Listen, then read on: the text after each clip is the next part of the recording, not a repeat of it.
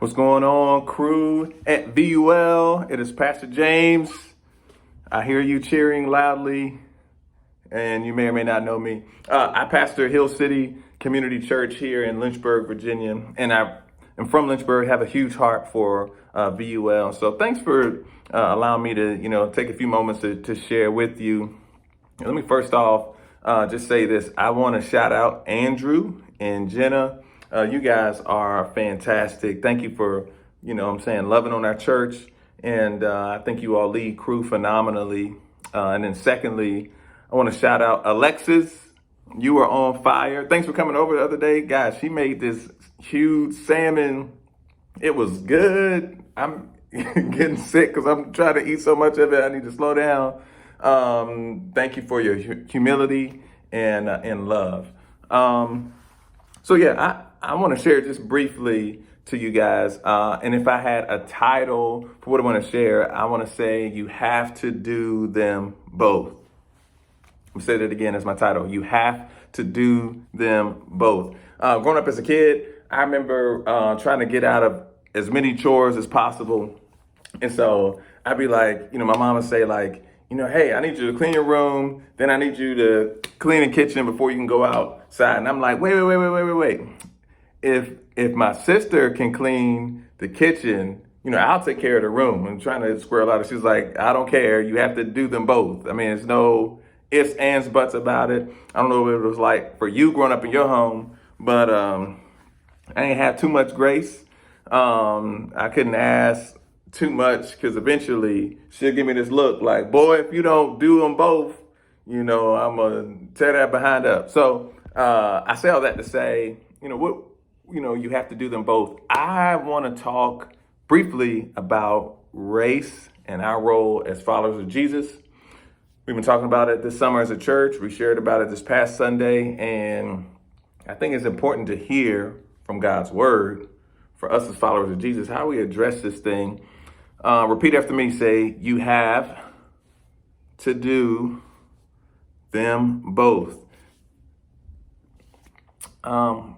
And what are both things that we have to do as followers of Jesus? It's two scripture verses that I want to mention. One is Matthew 5:44. Matthew 5:44. You don't have to turn there. I'll read it in just a second. And the second one is Amos 5:24. Matthew 5:44, Amos 5:24, and it is this. You have to do them both. All right. Matthew 5:44, you know what it says? I'm trying to lean in as much as I can right here. It says, but I tell you, love your enemies. Pray for those who persecute you. All right. Love your enemies. Pray for those who persecute you. And then what is Amos 5:24? I'm going to lean in again. What does that say?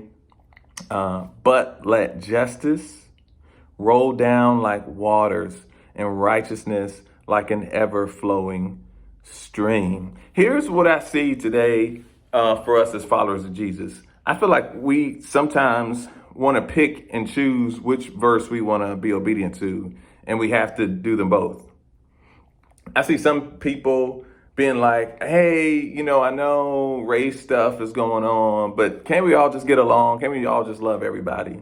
And it's this idea of like, just love your enemies, it'll be fine. And they neglect the Amos 5:24 verse, which is like, hey, this isn't like my thoughts on justice. This is God's thoughts on justice. He's like, just like we need water to be flowing down as a stream, it says we need justice to roll down. Please. And then the other side of the coin might be that as followers of Jesus, again, not the secular world, we might lean heavy on just simply talking about justice and the call for people to walk in righteousness. But also, the Bible tells us to love our enemies. I'm going to try to do this quickly. This will be the last thing I'll say. I'll close with this story. I happened to be in Memphis when George Floyd died. Technically, I would probably prefer to say was murdered. I hope y'all are still there. My screen got a little messed up. Happened to be in Memphis when George Floyd died. And in Memphis, protests broke out. It was crazy. And my wife and I happened to be downtown. I get this video of a protest, and I didn't know what it was. I thought it was something that happened in the past. It turned out to be 3 blocks away from me. My wife and I go, and so much happened that night. So many stories happened that night. But if there's one story I could share, I would say this. For the first time I'd ever seen with my own eyes at a protest, that counter protesters showed up. So we got Black Lives Matter and a mixed crowd of white and black, but predominantly black people in the name of Black Lives Matter. And then these counter protesters under the name Confederate 901 showed up. And I mean, you hear the worst language and name calling and just overt racism. I mean, not like, not people who, may be racist, but would never say something. I mean, people who are like, I'll call you the N-word to your face. Black Lives Matter is a joke type of tension. Well, several things happened, but the one story I want to key in on is I'm sitting there and I'm asking like, God, like, how do I respond to this? I felt like I hadn't quite responded the way I wanted to respond during this moment. And I had an idea. I go, you know what? I think I want to talk to these Confederate dudes. I think I want to go to the other side. I think I want to when would I ever get another chance to hear from the exact opposite side? People just hate this movement, hate black people, think racism is a joke, think whatever. So anyway, I go over and I tell my wife, I say, hey, I don't think you want to come, but I mean, come with me if you want to. But so I go over to these 2 white guys and I go, hey man, can we talk? And he was like, yeah, look, what's up? And so I just began to ask him a series of questions. Number one, I said, why do you think these people are out here? In the name of Black Lives Matter, talking about racial injustice. They're like, man, it's a joke. Racism is a joke. We started talking about slavery. He was like, hey, don't even mention slavery. Look, there were white slaves too. It's not just a black issue, right? I'm like, okay, so then we'll mention stuff like, he talked about like, people won't get killed if they just comply with the police, just comply and, get out of the middle of the street, and police won't kill you. It was just like, anyway, so as I'm standing there, instead of like just hurling insults at this dude, instead of like wanting to punch him in the face, I was really thinking, man, what would it look like to love my enemy right now? And I didn't agree with him on any of the things he was saying, but instead of just doing it, I was like, you know what? Let me listen to you get all out what you want to say.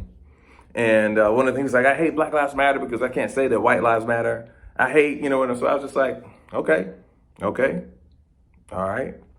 So then eventually he finishes. And then I go, I want to respond. And so as I began to respond, he's trying to cut me off. I was like, actually, no, don't cut me off. I gave you your chance to share, I'm going to share. And so I mentioned to him, like, talking about breast cancer and how terrible that is and how that's killing people and various things. And I go, but, I don't hear lung cancer people like being like, whoa, listen. I know breast cancer is an issue, okay, but all cancer matters. Like we need to forget about breast cancer and just, Breast Cancer Awareness Month. Basically, people in lung cancer are like, dang, like cancer just sucks. Like I can get behind any of that movement. And I go, right now, like what's happening in this movement is not an issue about saying, do all people's lives matter?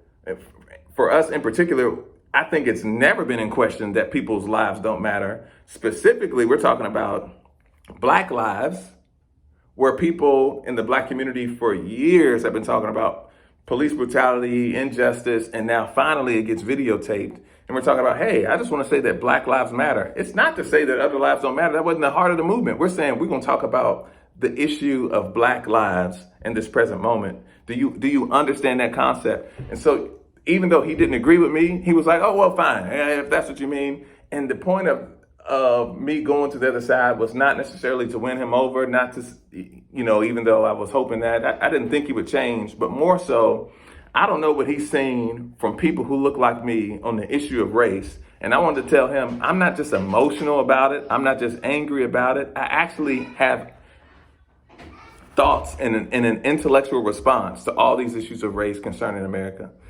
Eventually, we agreed to disagree, but my hope at the end of that was, I hope he no longer has an excuse to say, black people are just filled with rage, or it's like, hey, you talk with somebody man to man who actually had a legitimate response for why racism is sin and why it's an issue and why we need to talk about it. And so if I can encourage you in any way, crew at VUL, you might be feeling like I got to pick a side or choose a side, or I'm leaning one way or the other. I want to encourage you, we have to do them both. Love our enemies and speak up for justice. And that's my time. Listen, Andrew and Jenna and Alexis all have my contact info. I love you guys so much.